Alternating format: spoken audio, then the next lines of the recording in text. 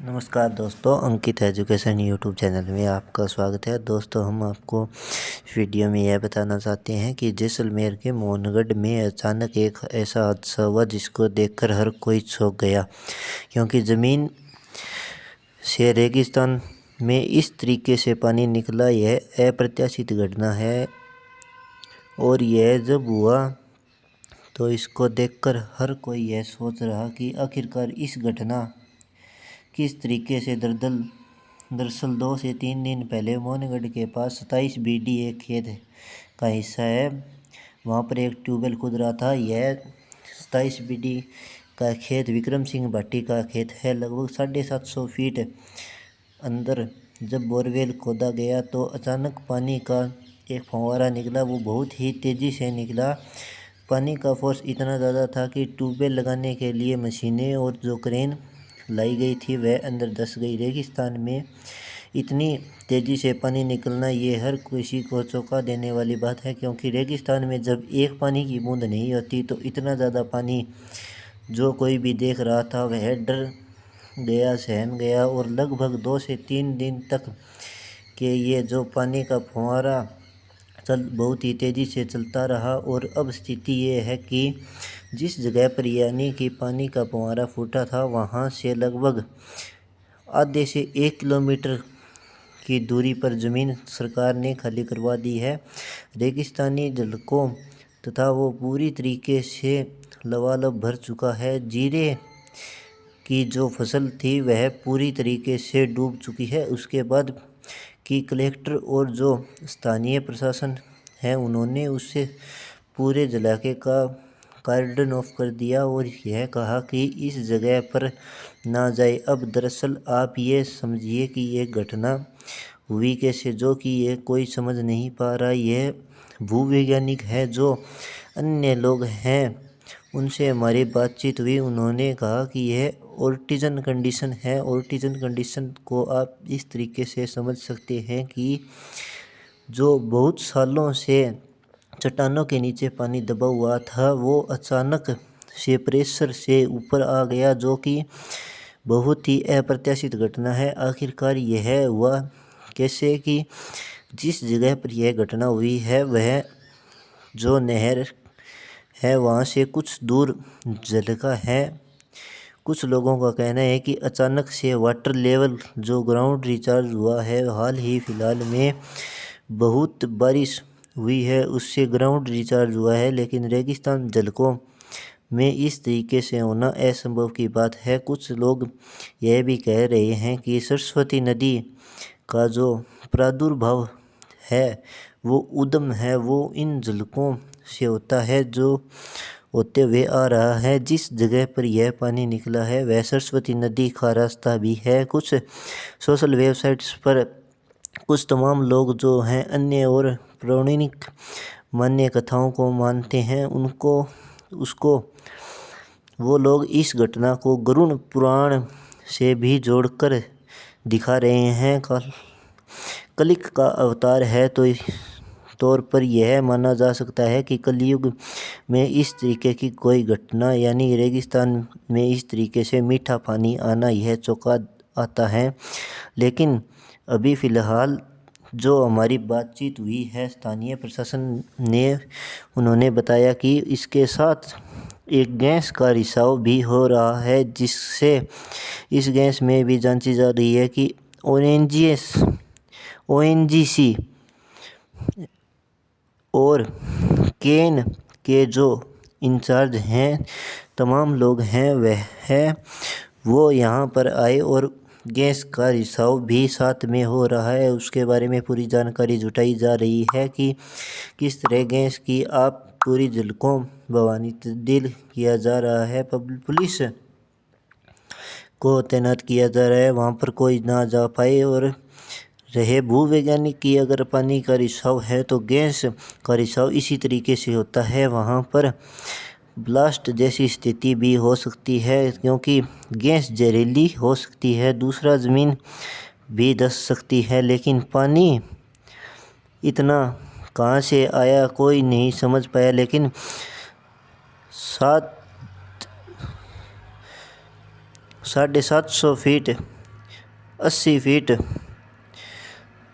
7,50,800 feet नीचे जब borewell की खुदाई हो रही थी तो रेगिस्तानी इलाका के जो मरुदरा थी वह कहलाता है कि जैसलमेर बाड़मेर जो पश्चिमी राजस्थान के झलके हैं, जहाँ पर पानी की बूंद बूंद के लिए लोग तरसते हैं, वो भी सरहदी इलाकों के लिए सिर्फ रेत के टिब्बे ही हैं। उनके लिए ये बताया जाता है कि यही वजह है कि तमाम भूवैज्ञानिक तमाम जो लोग हैं वह पर यह जानकारी जुटाने की कोशिश कर रहे हैं, और जो स्थायी प्रशासन है से लगातार हम बातचीत कर रहे हैं वह यही एक तर्क दे रहे हैं कि नीचे चूंकि गैस का भंडार प्रचुर मात्रा में चट्टानें हैं। रेगिस्तान के नीचे किसी युग में यहाँ पर एक पानी ही रहा होगा, उसके बाद यह रेगिस्तान बना है, तो यह चट्टानों के अंदर गैस का भंडार बहुत ही बड़ी मात्रा में है और इस गैस के कारण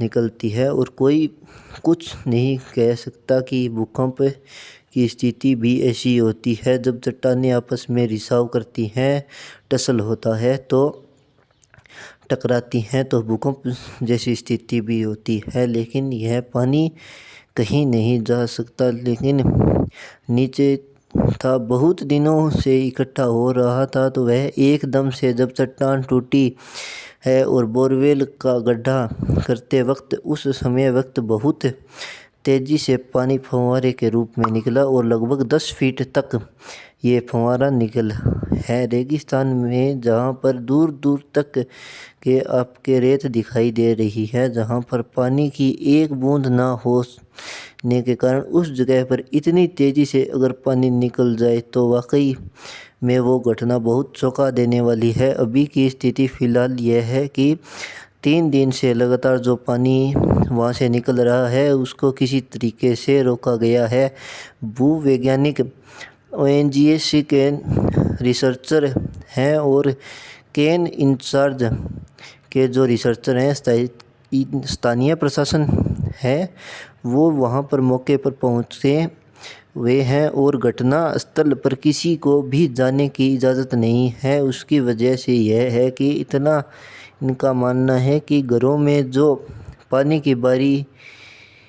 भर गया है, ज़मीन जिस तरीके से पोली हो गई है उससे, और अगर यह पानी का रिसाव थोड़ा बहुत भी और हुआ तो यह एक बड़ा बहुत झलके के गड्ढा हो सकता है। इसलिए इससे दूर रहें। तमाम आप लोगों की अगर वहाँ पुराने लोगों की कहानियाँ सुनने तो कुछ लोग यह कह सकते हैं कि किसी वक्त किसी ज़माने में यह समुद्र रहा हुआ है, किसी वक्त के पानी के सरस्वती नदी भी थी। और यह सबसे बड़ी बात यह है कि कलयुग के समय इस तरीके की घटना हो रही है। यह जो पुराने जो लोग हैं, पौराणिक मान्य कथाएं हैं, उसके अनुसार वो गरुड़ पुराण की कथा से जोड़ते हुए पूरा घटनाक्रम को दिखा रहे हैं।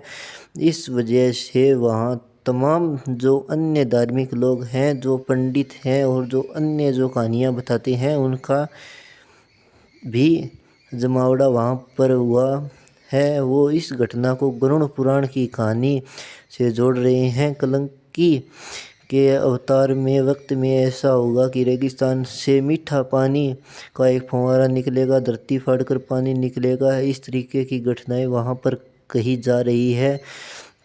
तो ऐसी बातों पर बिल्कुल भी यकीन नहीं करें, क्योंकि आजकल कुछ भी ऐसा नहीं होता है। वैज्ञानिक दृष्टिकोण से अगर हम देखें तो वहाँ पर यह माना जा रहा है कि यह एक ऐसी भूगोलिक घटना है जिसमें कि कहीं ना कहीं पुरानी सरस्वती नदी का प्रमाण मिलता है, क्योंकि नदी जब बहाव क्षेत्र में आती है तो पानी अपना रास्ता ढूंढ लेती है। हर कोई जानता है कि लेकिन अगर पानी इतनी बड़ी तादाद में वहाँ पर था तो इतने दिनों से रेगिस्तान क्यों नहीं, एक बड़ा सवाल है। रेगिस्तान जल को 7,50,800 फीट नहीं बल्कि 1600 फीट तक के खुदाई होती है, तब भी पानी नहीं मिल पाता। अचानक 50 फीट पानी कैसे आ गया, एक बहुत ही बड़ी बात है। रेगिस्तान जल को इलाके के वाटर लेवल से इस तरीके से रिचार्ज कैसे हो सकता है, यह बहुत बड़ा सवाल है। कुछ लोगों को यह लग रहा है कि यह गैस के साथ जो पानी मिलकर निकला है वह बहुत ही कहीं ना कहीं लोगों से नुकसानदायक हो सकता है। अचानक से गैस भंडार कहाँ से आ गया, गैस कौन सी है, इन तमाम चीज़ों पर अभी शोध हो रहा है। शोध होने पर अभी समय बचा हुआ है, लेकिन इस घटना को देखने के लिए स्थानीय प्रशासन के अलावा अन्य जो वैज्ञानिक हैं वो वहाँ पर जुट गए हैं। और जो धार्मिक पुराण ग्रंथों में जो कहानियाँ लिखी गई हैं उससे भी इन तमाम चीज़ों को जोड़ा जा रहा है। घटना के दूसरे दिन भी अगर आप देखेंगे कि ओएनजीसी के जो तमाम लोग हैं उन्होंने निरीक्षण किया है कि खुदाई की है, वहाँ पर जो ट्रक मशीन लगा हुआ है वह भी अभी तक के वहाँ पर मौजूद है। जो अभी फ़िलहाल में जो अभी लेटेस्ट घटना हुई है उसके अपडेट में भी आपको देना चाहूँगा।